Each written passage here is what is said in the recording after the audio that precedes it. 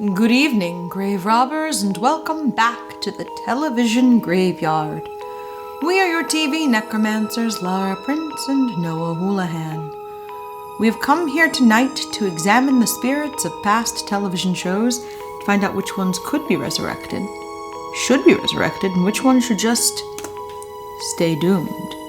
This is a podcast in which we'll analyze the history, the hype, and the aftermath of shows that ran only one season, or only one episode, or it's Razzie Month! Razzie Month! With me as always is TV's Noah Houlihan. You need to take me seriously as a scientist. You're 14! Oh boy, let's get into the Meg 2. Big fishy. So, let's just jump right into this. Fishy. It's 65 million years ago. A bug eats a bug, then a lizard eats that bug, then smaller dinosaurs eat the lizard, and then a bigger dinosaur eats those dinosaurs, and they look like the Goombas from 1993 Super Mario Brothers, and about the same level of CGI, even though this movie was made 30 years later. The T-Rex follows them in. They swim away from something. One gets eaten by the T-Rex, then the Meg eats the T-Rex, and all of this is in terrible CGI. Yeah, my notes include, this looks like a Geico commercial, because we start with the lizards, and I was really just waiting for, let me tell you how to save 5% on your car insurance. And my favorite part is that these weird tiny dinosaurs that are like amphibious. Yeah. They swim away from the T-Rex, and the T-Rex puts his head underwater and screams, which to me is just the idea of a T-Rex screaming into a pillow. Like, I'm hungry. Oh, they all got away. Again, as I said, mood. And then it gets eaten by a Meg, and I could not stop laughing. And then the next thing we get is a card that says, present day, over the strains of Ice Ice Baby. Yes, why is Ice Initially, Ice it is under pressure, but Ice Ice Baby is so comically dated. To me, it's very interesting to have something be, quote, present day, and then pick a song so temporally incongruent with, quote, present day. Yeah. Because one of the best uses of music is the beginning of Iron Man 3. Yes, when it's Blue by Eiffel 65. Because it's supposed to be like 2001. Yeah. Or it's the new year 2000. Mm-hmm. And that's a perfect use of that song because it's so temporally locked into that moment. Yes. It should be noted that Under Pressure starts playing and I start singing. All right, stop, collaborate, and listen. Ice is back with his brand new invention, which is why I think Laura was confused. No, it's because these songs are extremely similar. No, they're completely different. You want to do that behind the music bit so bad. It's your birthday, just do it. Ding, ding, ding, diggy, ding, ding. Ding, ding, ding. That's the way theirs goes. Ours goes ding, ding, ding, diggy, ding, ding. Ding, ding, ding, ding, diggy, ding. It's a real thing, Vanilla Ice said. So we then see Jason Statham, who is doing pull-ups in a storage container. Yep. And then he uses plastic explosives to free himself from said container. Off the beat of Let Me Out, which would have been perfect if the door had just fallen out right as it was like, Yeah. Let me out! Yeah. They don't do that. No, they That would have messed been that up. nice, easy lob for them. And he's actually on a cargo ship. Yeah, he was in a freighter. Yeah. One could imagine that he could have, because he's sneaking onto this boat to catch these people because they're throwing pollution into the ocean. Yeah. But there's like a lot of freight crates. He could have just been in the middle. And he would have never been able to get out. Yeah, that's true. Then he goes into like the captain's area and takes pictures of a book with the biggest flashiest, and when I say flashiest, I don't mean like the camera's cool looking. I mean it makes the biggest. Yes. And It's like a lightning strike. yeah, it's like if you're watching someone have a delusional nightmare about fame and they hear the flashbulbs. Yeah. That's exactly what it was. And then he gets caught And his response is, I'm here from the Home Office. Yeah, checking on security protocols and taking a few pictures, so smart. he's on a boat in the middle of the ocean. He gets caught by a parrot, too. Oh, yes, and there's a parrot for some reason. The parrot's like, help! Help! Help me! I'm guessing it's supposed to be stupid that he would use this as his excuse. Yes. And this leads to an action sequence. Yep. Where everyone's chasing him because he shouldn't be on the boat. He's beating up just like tons of people. Yes. Because he doesn't like pollution. Because he's Jason Statham. The Statham is Stathaming. He ends up like parkouring across the top of the freights and gets cornered. Gives them both the finger and then jumps off the side of the boat. Yep. Falls backwards. Trust falls off the boat. Yes. Into the ocean, which is, everyone knows, very easy to fall into safely. I mean, like, it's next to a ship, which is cutting through the water, so the water would, it would kind of get, sucked under. Yeah. On top of that, he's falling into the freshly dumped chemicals. Yep. And everyone's like, well, he's off the boat. He's not our problem now. And a plane comes out of nowhere. Yes. And, sucks him up and some water and flies away. This would kill you. Yep.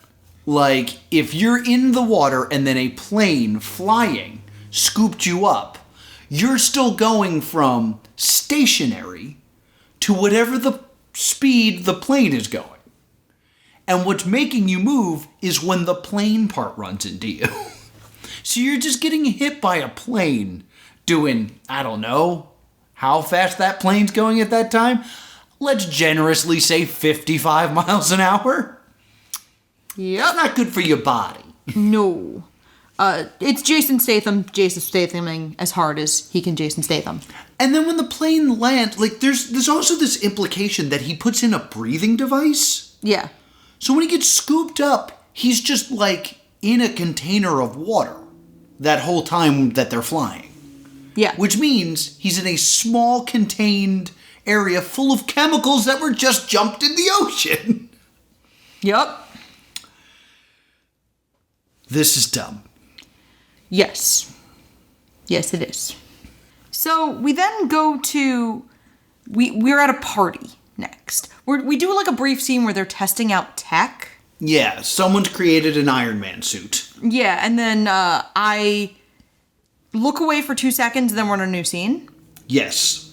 And we're at an Oceanic Institute gala, and first there's an in memoriam for a woman who, by the way, Noah and I have not seen the first Meg. Yeah, that's important. We have not seen the Meg one. We are going in this completely fresh eyes. We are completely clueless. We jumped into the sequel without doing the original. I don't know who Roxas is. One of those situations. So it turns out to be Soo-yin, the female lead from the first film, has died between films because the actress stepped away for her mental health. And instead of writing her off in a way where she could potentially come back to the franchise, they just killed her off. Well, I know one of your favorite things is when female characters are killed off screen in between films. I know that is you love when movies it's do up there with the surprise cancer movie with things I just deeply enjoy. Just love when they just well, she's not here, so she's useless, so she's dead. It's not even she's not here because she's useless. There's also just the the man story is what's important. So what we end up doing is we want him to have a new interesting love interest every film. Mm-hmm. So we ditch the previous film's love interest. So, I digress. Mm-hmm. They're at the Oceanic Institute gala. They get this morning, and then we find out that Jason Statham's name is Jonas Taylor. Yes. And his niece... Oh, then I say the niece, because I don't know who she's related to yet. But she's Mei Yin, and she also turns out to be Jonas's, which is Jason Statham's character, stepdaughter. She's the daughter of the woman who we saw the in memoriam for. Oh, okay. Which Noah just found out. No, I thought it was his actual daughter. I didn't know it was his stepdaughter. She's in the first movie as like a child. Well, yeah, I figured that as much. I just figured it was... I did research the first movie to figure out the hell I was doing. And I want to say this just because it's the first time I've noticed this. This is very much a product of a film that's like, we want this to do well in China. Like, a lot of this movie is in Chinese. Okay. And there's a few times that I've caught, like, the mouth not syncing up correctly, where I was like, oh, that was filmed in Chinese. And they dubbed over American. Some people call it English. Like, because clearly it's a film that's a big American action movie. So they tend to do well in China. So there's a lot of, like, China flavoring mixed in. Yes, Meg 2 was mostly made by a Chinese studio. That makes sense. And the U.S. distribution was very important. Yeah, I mean... According to our box office, Meg 2 The Trench was a fully fledged Chinese production. That makes sense, because America and China are, like, the two biggest supporters of film. So you want to try to appeal to both. So I guess it's just, it has American flavoring in a Chinese movie. So it's we meet the scientist Juming and his niece, Jason Statham's stepdaughter, Mei Ying. Yes. They just, like, make fun of Jonas and make him take selfies with all the tourists. Yeah. Because he's the man who fought the Meg and lived. He says something to him like... Smile and pretend you love it. Go on, give him a hug. Give him a tickle. That's Jonas. Give him a hug. Give him a tickle. He loves people. He loves people. Because he doesn't love people, because he's a Jason Statham character. And this is also, right after this is where we learn that May is very smart. Yes, she wants to be a scientist like her mother. Mm-hmm. And they're talking about doing another dive, a 25th dive, I want to say, to the Marianas Trench. And while they're discussing that dive, she demands to be taken seriously because she is a scientist. Despite being 14. You need to start taking me seriously as a scientist. You're 14. I don't think she has a single doctorate. If I have to guess, I don't think she does. No.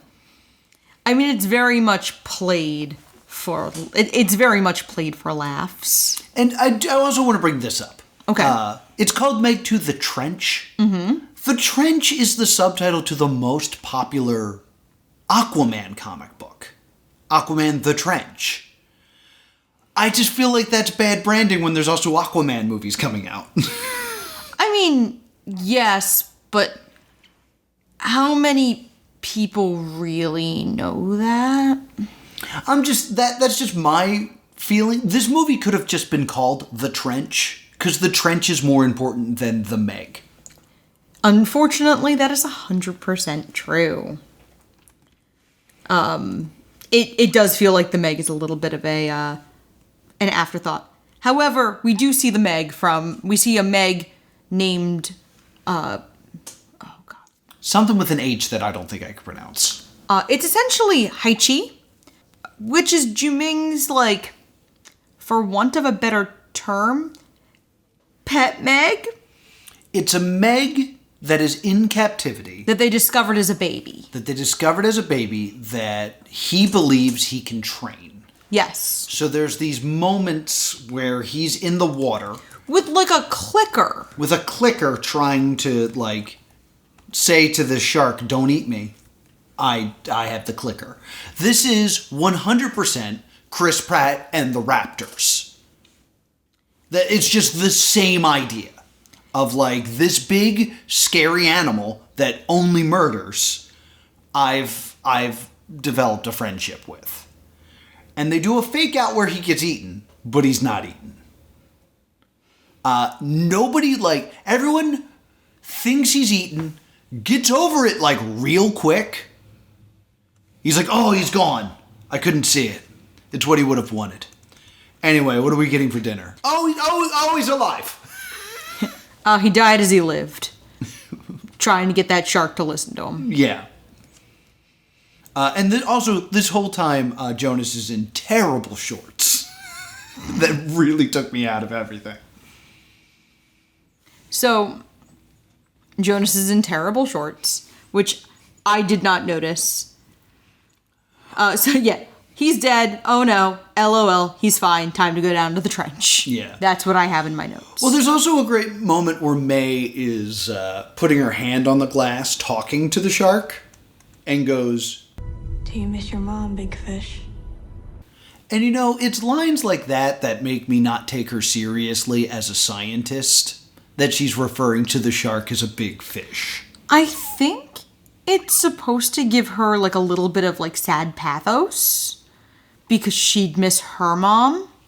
Yeah, we're definitely supposed to make the connection that May and this tiny Meg, are parallels, which is dumb. So are you ready to go down in this trench?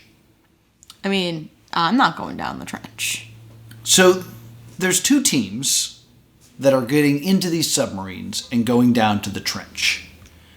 And team one is Jonas, a girl we like, Regis, a cosplayer who has lots of toys, named Lance. and his girlfriend, maybe? Yeah, the other people on there are Curtis, Sal, and Lance. And then Regis, Jonas, and Juming. Yeah, that was the other one. Yeah, Juming's the uncle, the scientist who's training the... Yes. He's on a separate submarine. Yes. So They make fun of Lance a lot because he goes to Comic-Con. he goes to Comic-Con. And he cosplays. And they're like, what's with all the toys? And he's like, they're figurines.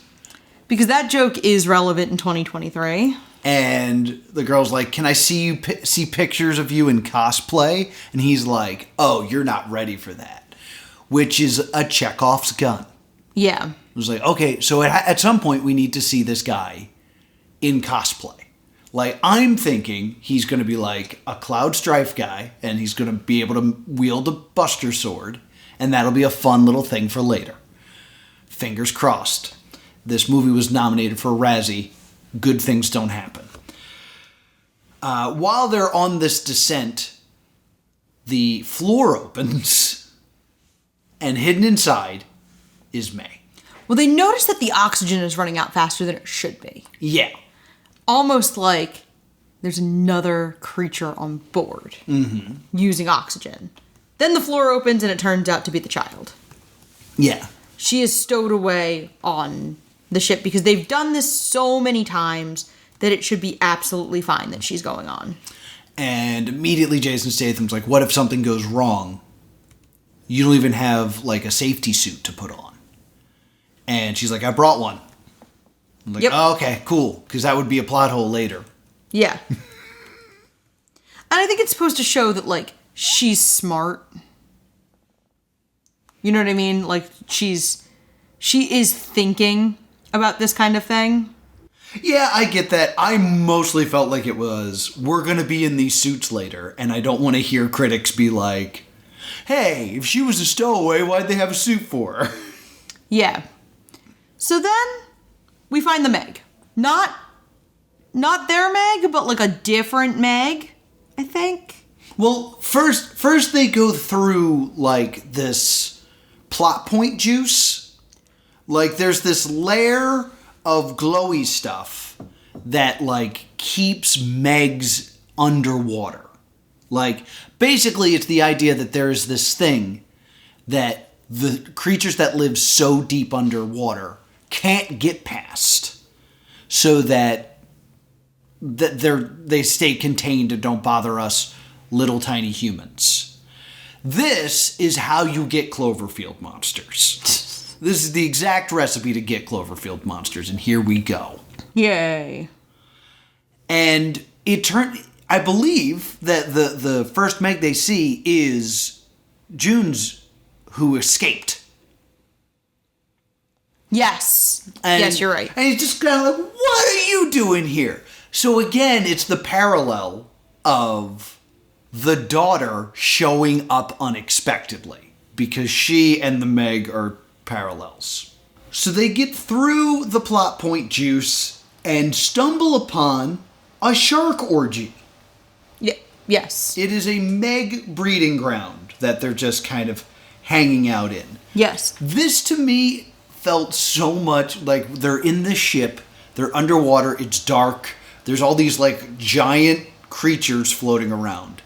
This felt like Dark Bramble from Outer Wilds, which you know lovingly as Ghosts and Anglerfish. Oh, I read a whole Fallout Boy parody about this. Yeah, so it's very much that feeling of like, I'm in a place where I am not welcomed. Yeah. And I'm flying my ship around all these giant monsters that could eat me. So I kind of missed that just because I have a bad thing with movies like this that I find very difficult, of they become CGI noise. Well, there is a moment where you step away and you miss like 3 minutes of the movie. Yes. And it's in a way the most important 3 minutes of the film. Because what happens is they find a underwater base. And they're like, there's no way there could be an underwater base down here. Like, we're the only people with the technology to get down here. Yeah. Like, how is this Much possible? less hang out down here. And like, well, let's go investigate. As they are like going to investigate, there's another submarine which has Captain Bad Guy on it. Yes.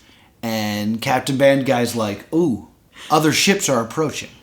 While his crew are outside in like dive suits, placing explosives into rock because they're mining. They're for strip something. mining something, yes. And Captain Bad Guy's like, people are coming. We gotta blow this now. I don't have time to come get you. And the guys are like, what are you talking about?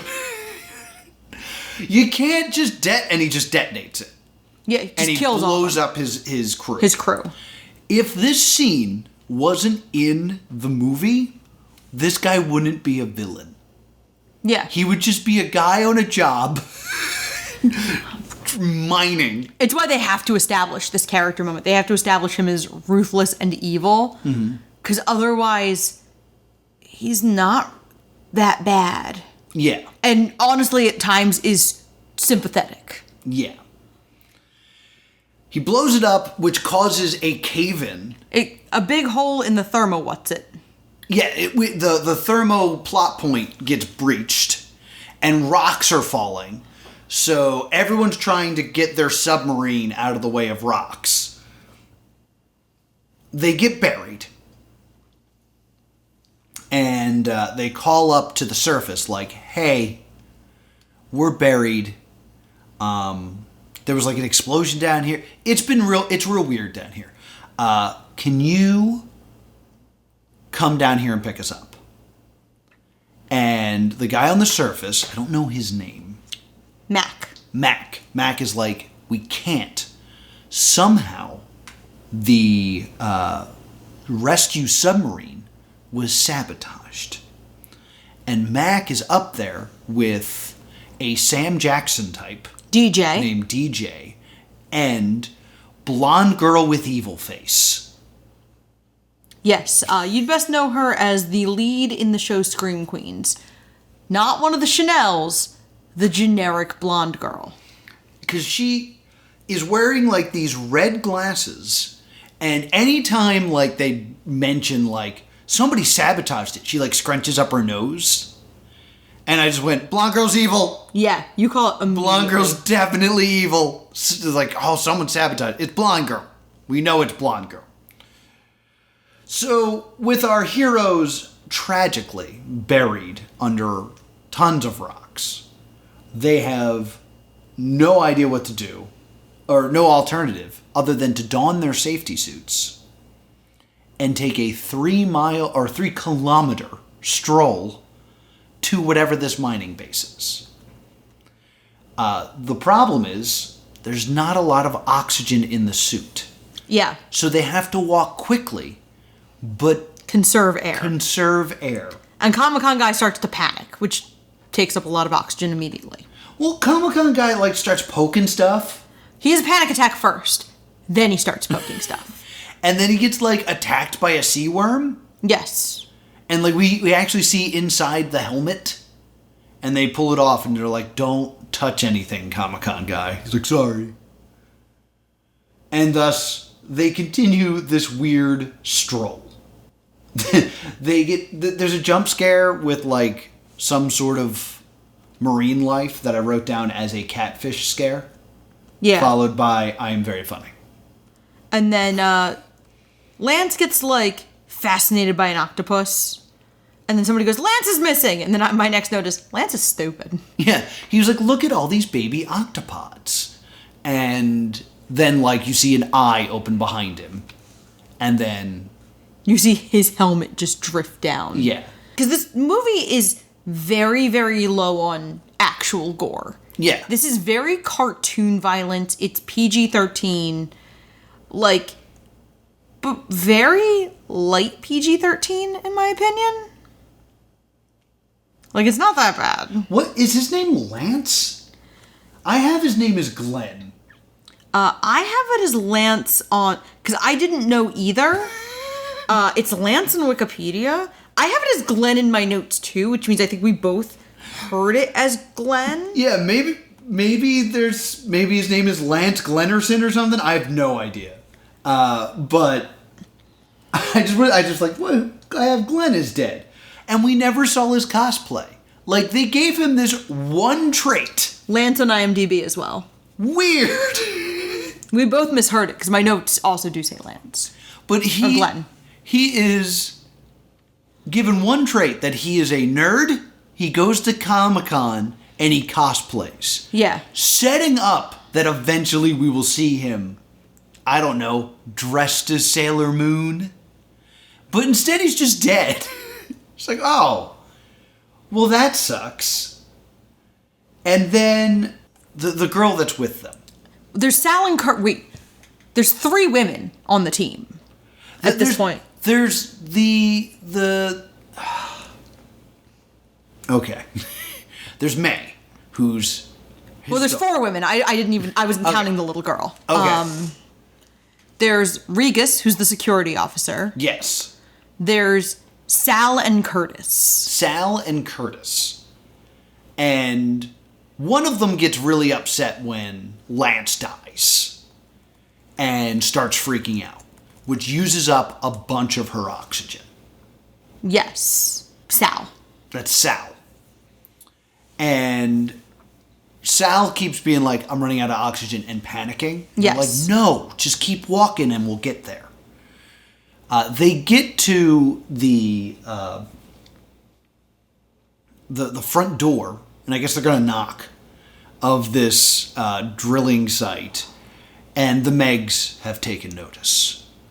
So they legitimately just do the T-Rex flare scene from Jurassic Park. It is straight up the Jurassic Park. And it's just like, hey, look over here, look over here. To the point that eventually Jonas is like, you're being stupid, and takes the flare and, like, shoots it so it goes far away. Yeah. We then get, like, meanwhile, on the bad guy sub, and the bad guy sub looks like what I imagine the Titan to look like. The Titan? So you know the rich guy sub that went to look at the Titanic? Yes. That. Like, I have a note here. He is probably steering that John with a Logitech controller.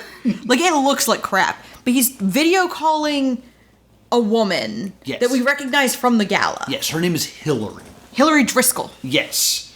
And so it turns out that she is stealing all of June's technology to do whatever's happening in this base. We don't know what's happening yet, but that's how they got down there. is that in secret they stole this technology and now they're down there.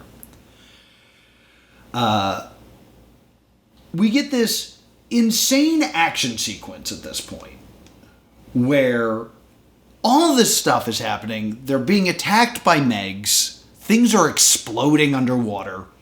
And my note here is, how can something look so terrible and so expensive? Because they're in these big goofy suits, and I know they're just running around a green screen. But they spent millions of dollars making it really dark and poorly lit so you can't really see what's happening. It's frustrating as everybody runs in slow motion because they're underwater. But then Sal is pretty much out of air, realizes she's out of air, and Juming is trying to keep her with them. Yes. And she realizes that she's not going to make it. Mm-hmm. So she shoves Juming so that he makes it into the pod and gets eaten. Oh. I see this as like, she knows she's dead. The last thing she wants to do is take him down with her. Okay, that's a little bit better. Because he's been trying to drag her along for a while. Okay, because to me it just felt like she was running out of air, she ran out of air, and then she got eaten by a shark. The idea that she then sacrificed herself, the last thing she does is pushes him. Okay. Away from her. So that he doesn't die as well. That is slightly better now. But then we also have the issue with the other girl who has the cracked helmet. Curtis' helmet is like cracked and doing that thing where like it's starting to fracture more and more. Yeah. So they end up escaping into an airlock, and Jonas is frantically trying to close it, but her helmet is getting more and more broken. And all they have to do is wait for the water to drain, so everything will be depressurized and she'll be fine. Yeah. And Juming is trying to like talk her down and say like, we're gonna make it. They don't make it. Yeah. Her helmet breaks and her head explodes. And we lose 3 characters we're supposed to care about very quickly. We don't lose... I'm going to just spoil this. We don't lose a single other lead we care about for the rest of the film. Literally after this movie, or after this moment, it's a completely different film. But, like, we do not lose a single additional good guy character. Yeah, because after this, it's all kind of fun and laughs in this insane shark movie. Not yet. I would say the line is a little later. I'd say once they get out of this part, once they're out of the trench, it becomes a different movie. There's a ridiculous part that's coming. Yeah, but... like, come on now. So... Because I do have a note. Spear! Because I think someone gets speared by a dinosaur at one point. Because what they discovered that they're mining these like stones that are like worth $1 billion, which I'm pretty sure underwater mining isn't really illegal. Like you should probably register it, but it's not sinister. And they never do the thing where it's like they're upsetting the mating grounds of the Meg. That's why they're upset. We never get that line. Something like that would have really helped. Instead, we get this moment where Jonas is like, we gotta open this door. June, help me. On 3. 3!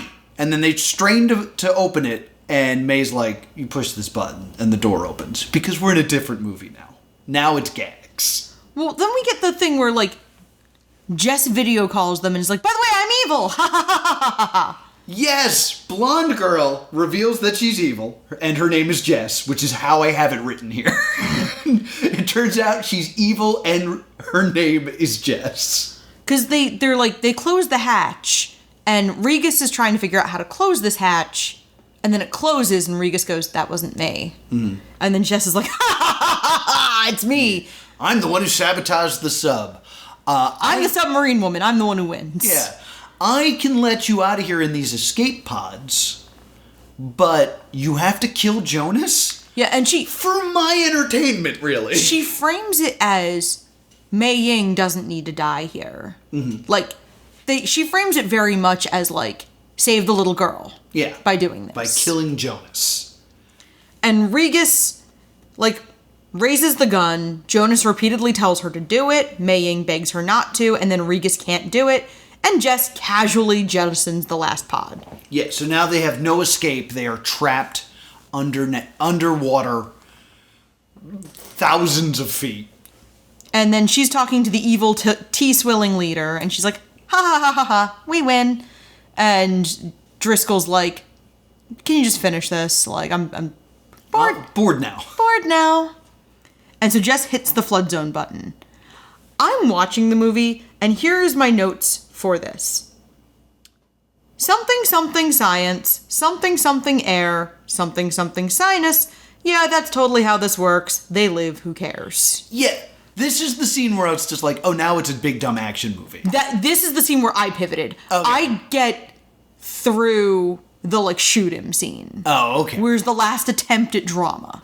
But Jonas is like, I'm gonna get into this the airlock, and I can then swim to unlock the door. It's like, well, won't you be crushed? He's like, no, because he's gonna take the water into his sinuses, because you don't see fish getting crushed, and because of that, he'll be able to survive for like a solid 30 seconds, and maybe he'll get the door open in that time.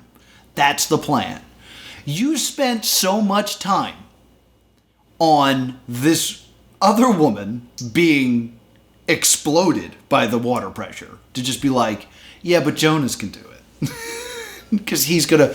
And, like, you see him, like, breathe in water and then breathe out blood. It's like, wait, what's happening? Guess what? He does it because he's Jason Statham. And you know what? It's been a while since we've had a fight. Yep. Captain Bad Guy from the Titan arrives. And in the most ridiculous thing I've ever seen, takes a pickaxe. Why they have pickaxes, I don't know. They're mining. Yeah, they were mining with explosives. And he swings it at Jason Statham, doesn't hit him, but rather pins him to a conveyor belt with it. Okay. But, like, you can shimmy to the side, because it's open on the other end where the handle is. But Jason Statham's like, oh no! It's one of the worst fight scenes I've ever seen. They steal his submarine to get out of here? Captain Bad Guys? Yep. I don't know how Captain Bad Guy escapes. Yep. Literally, I have... Did we ever go over that? Oh, no, I do know how Captain Bad Guy escapes, because it's ridiculous. Because I screamed. I was too busy screaming to write this down. Our heroes... Yep. Get into the submarine, yep. And they surface. Yep. And we watch them, like, go up this big, long path, go through the glowy bit. The glowy bit is breached, so now Megs can swim free. And then we see Captain Bad Guy walk out, and there's, like, a balloon outside. Like, something that floats. Yeah. And he grabs it and untethers it, and then just rides that to the top. Yes. In just like a scuba suit. Yep. Like, the grip strength on this man, as this rockets him towards the surface, is insane. Yeah, and he lives. And of course he lives. So... What a hero, honestly. They left him down there to die, and he found a way.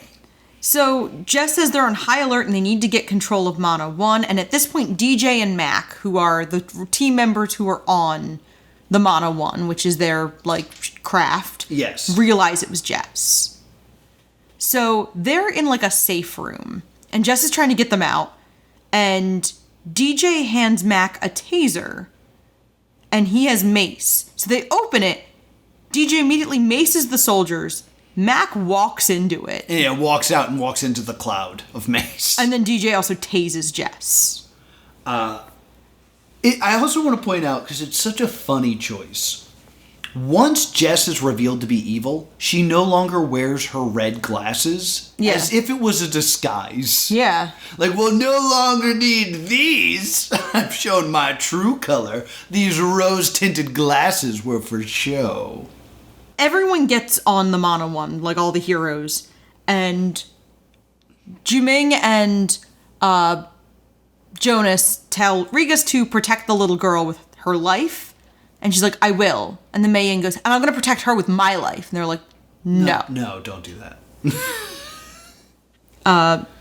DJ and Mac are now running around the ship. And Mac's complaining about being maced. They get cornered by soldiers. And DJ beats them up while wearing his little backy pack. Yes. And then I have a note of, these are the only two people I care about in this film. Yeah, because they're fun. And then DJ turns out, because of the events of the previous movie, where he was apparently more of a coward, he, like, levels up for this movie and then always has a survival pack with him. And then I have, he's just like me, for real. He, at one point, is just like, yeah, I'm taking things serious now. Pulls out a giant gun. Like a giant gun. A huge gun. Puts it next to Max's head and fires at a bad guy. That would destroy your ears. Yes. Captain Bad Guy makes it to Jess, and it turns out they're in love, and now I'm cheering for them. Because they have love. Also, I love, after DJ and Mac get apprehended, DJ says, and I quote, "That was some unfortunate shit back there." And then Jumin and Jonas ambush a group because Jumin kind of just poses as an innocent scientist. He doesn't, like, show that he's the guy who's running everything. Yeah. And he says in Chinese, like, you think I'm just hanging out here because I know you don't speak Chinese. Mm-hmm. You don't even realize that Jonas is going to Jason Statham you from the side. And then he does that. Yes. All of this is not interesting. Like, for it being a ragtag group of people taking down basically terrorists on an oil rig, none of this is fun. There's a great line reading that Mac has when he finds Jonas and he goes, oh, I thought you were dead. It's just, I don't know. It doesn't do it. Like the same way you would go to a bar and go like, oh, Jim, I thought you were still working over at, big old bank. Regas and Mei Ying radio because they say they have noticed multiple big effing sharks. And evil woman and evil blonde Hillary and Jess are on a video call. And Driscoll says, like, we need someone to emerge a hero. Jess, are you ready for a promotion? Mm-hmm. Kind of showing that, like, Jess is going to be the one who survives and, like, she's going to be the face and they were going to kind of just use her as, like, this brave, innocent scientist survived. And she goes, like, that's fine. I'm in this room. It's Meg-proof. And she taps on the glass a couple times. Yeah. And then immediately gets Megged. Yeah, the Meg bursts through. It is literally a scene from Deep Blue Sea. And it's so dumb because the Meg bursts through and eats her. But, like, I think we're supposed to believe that the Meg is the same size as the window it broke, so it doesn't immediately flood the thing they're in. Yeah. And it allows Captain Bad Guy to get out. Yeah, crying because he's now lost. Yeah, the hero of this movie who wants to mine and make money and be with his girlfriend. So everyone we like gets on a raft, and they pull out a group of oars. Because by starting the motor, it'll catch too much attention and they'll look like food. And then Noah says, yeah, because, food doesn't just, like, flop around in the ocean aimlessly. Splashing around at the surface of the water is not what, like, an injured seal does. They all have metal blades going, woo, that's food. The not terrorists then chase them, but they turn on their motor and they get megged. And then DJ says, he ate the whole boat. He did. Yes. And then Montez, who is Captain Bad Guy, tells Hillary that Jess is dead and he's crying. And Hillary's like, are you crying? Like, not sympathetic. Yeah. Yeah, just everyone I love is dead, and this job I was working for fell through. It's just bad. And then we go to our next location, and now the movie turns into a movie you want to see. Yes, because we're off to Fun Island. Fun Island. And then I'm sitting there and I'm listening to the music, and I'm like, this can't be what I'm thinking it is. I'm like, is this That's Not My Name in a Chinese dialect? And then I dismiss this thought. I have it in my notes, but I'm like, it can't be right. It's 100% right. We find out, because they play more of it over the credits, and it's very interesting because it's a bunch of, like, it's translated into Chinese, but they don't change the names. Yeah. So you hear a bunch of Chinese Stacy. And I was like, okay, yeah, it's definitely That's Not My Name. And I speak no Chinese. Yeah. I speak French. So, an influencer is like just kind of talking about Fun Island, exposition dumping to a bunch of other tourists. And there's a cute little dog and a pod of dolphins, and the dog barks at the dolphins. Yes. I like the dog. Spoiler, kids, the dog is fine. The dog is fine. I literally saw the dog on the poster and looked this movie up on Does the Dog Die? So... That's what I cared about, guys. What my notes boil down to is random shark and monster stuff happens. Yes. Because Fun Island is now surrounded by Megs. But you know what? For a treat, giant octopus is there too. And you know what? Remember from the beginning, those weird amphibious monster things? Which appear to be called snappers in all the literature I found. Snappers is a fish! You can't do that! Okay, well, I'm going to call them snappers because I'm tired and I'm not going to give them a new name. Okay. So, generic shark stuff happens. Like... Well, they take down like a boat where there's a proposal, but we're supposed to be cool with it because she complains about the ring. Yeah. Because he drops it. She complains that he dropped it and calls him an idiot. He bends down to get it, and then when he emerges out from under the bench that he dropped it under, she's gone. Yes. Because she's been gotten. And then they all get gotten. I think this Meg hates love. I think anyone that's anywhere close to having some sort of relationship, the Meg ruins it. It's not the Meg. Oh, is it the octopus? Because I haven't... No, wait, that's an octopus! We played Octodad. Yeah. And so we say octopus. Octopus? In a very distinct fashion. Yes. You see? He is octopus! Little dinos from the beginning. The tourists panic because they hear our heroes shooting at the little dinos. Mm-hmm. Which I was like, oh, this is easily the scariest part of the whole movie. You're on vacation at a tourist resort and you hear gunfire. Gunfire, yeah. Jonas tells Mei Ying to go to a lifeguard tower and hide. And he's like, this isn't like usual when I say to do something and you do whatever you want. Yeah. What do you think she does? She eventually sees, like, a child in trouble and is like, well, now I have to jump into the water and swim to them and get them out because there's a shark. She also then later saves the dog herself. Yes. So then Hillary Driscoll looks around and goes, oh, a lot of dead people. Nope. And she grabs a gun and she gets back in the helicopter. Unfortunately, it's very Jurassic Park. It's Newman. It's Newman getting eaten by the Galapagos?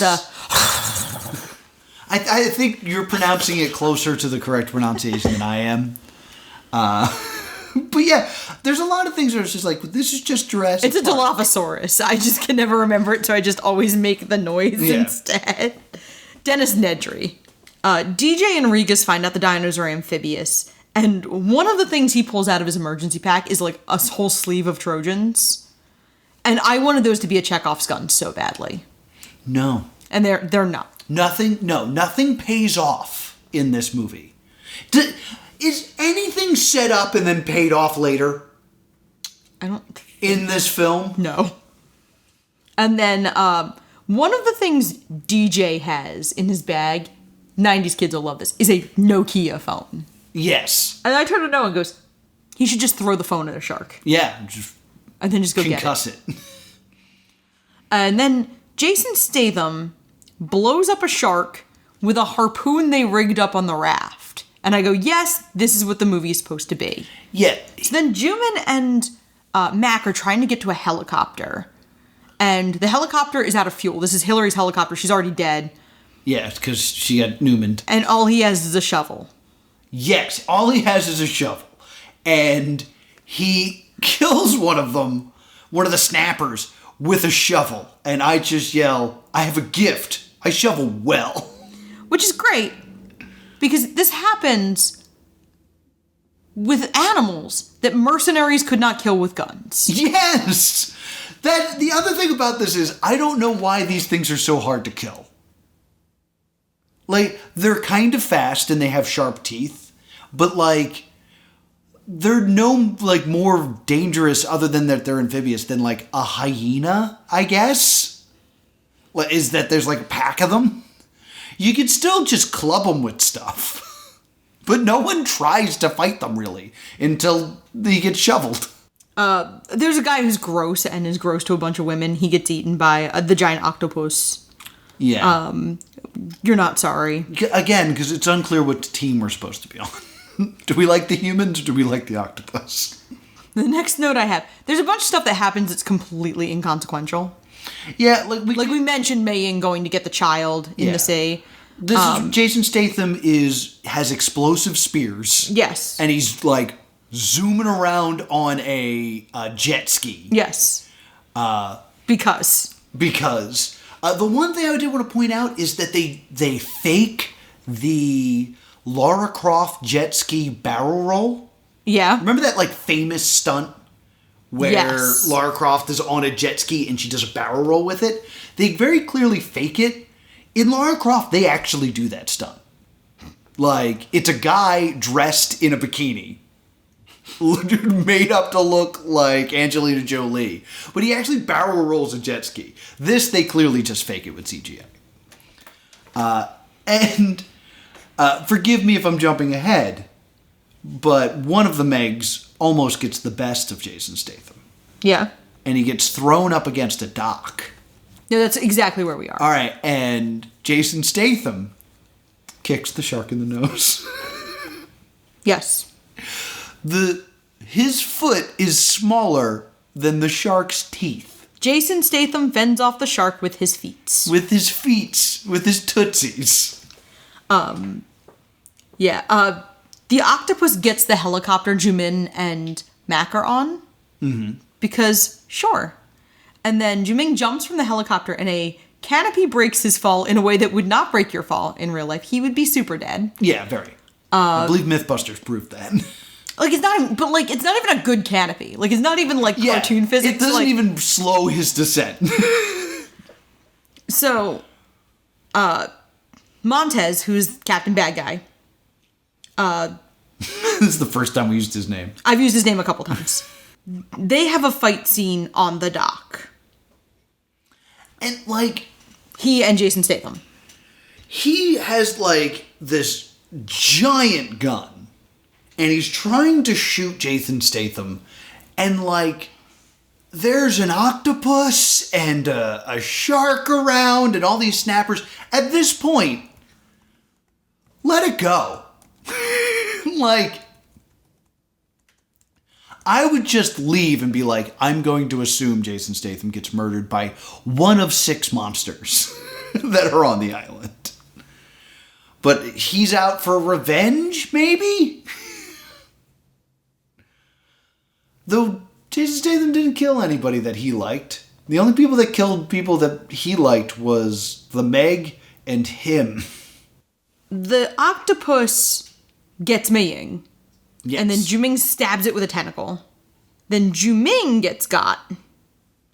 And then he stabs another tentacle and drops the machete bomb.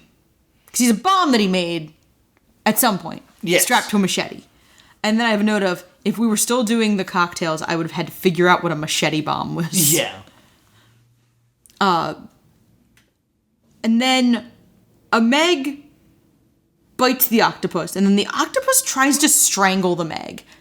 And we realize this is the pet Meg. Yes. The other 2 Megs are dead. Yes.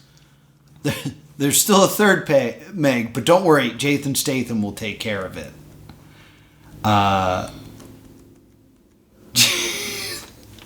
The following things that happen are so dumb. Mac is fine, by the way. He was driving the helicopter. The helicopter crashes with, conveniently, Mac only up to his neck in water. Yes. So he can breathe, so he's good. Breathe. Jason Statham needs to get rid of Captain Bad Guy, so he bleeds a little bit into the water. Yes. And then the Meg comes and eats him. And Jason Statham looks down the camera lens and goes, See you later, chum. That was where they started writing this movie. Yes. And then they just worked out around it. They go to save Mei Mei, and the pet shark is like coming at them, and June's like, "Don't worry, we have a bond." And he goes underwater and he uses his clicker, and the other two are like, "This is dumb. You're gonna get eaten." And just as the Meg's about to attack, he turns. Or she turns. She turns and then goes to eat some dolphins. And June kind of like pets the side of the shark as it goes by. Which goes to show, sharks will be your friend if you imprison them long enough. Additionally, the last remaining shark who is alive, because we killed one shark Yes. with the harpoon. We let the girl shark go. Yes. The last shark, at some point, gets stabbed in the head with a chunk of helicopter. So yeah, Jason Statham Pretty unceremoniously. takes the blade of the helicopter and is just whacking the water to attract it.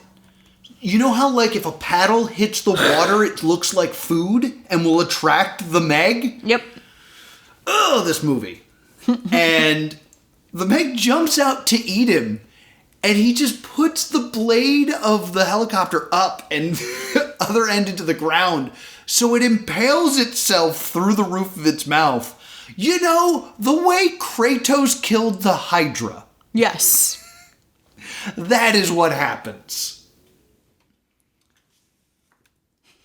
So then, pretty much after this, we're in the denouement. Oh, we saved the dog. We saved the dog. And then we have the denouement. And it's DJ hanging out with a bunch of ladies. Yes, getting drunk. And then the other survivors drinking tastefully out of, like, rocks glasses while he's just drinking out of a bottle. Mm-hmm. And then Mei Ying goes, "Am I grounded?" And both her uncle and her stepfather go, "Absolutely." And then we hear, "That's not my name." That's not my name. It's not my name. And that's I will say the last half hour of this movie is very fun. Like the last half hour where it's just dumb shark violence and stuff. Mm-hmm. I do think we blew through the minor characters way too quickly. We blew through both the good guys and the bad guys. All the casualties feel very grouped together. Mm-hmm. So I feel like we lose all three good guys within like 10 minutes. Yeah. And we lose the two bad women within like 10 minutes. And then the last one standing is Montez, who isn't that bad. Yeah, he's had a bad day. This is his killing joke. But what bothers me about this is you have a big, dumb, stupid shark movie. And you didn't make it big and dumb and stupid enough. But you also didn't add anything to it to give it value. Because the movie spends time comparing the pet Meg to May. And kind of linking them as these kind of like wild but like powers of good.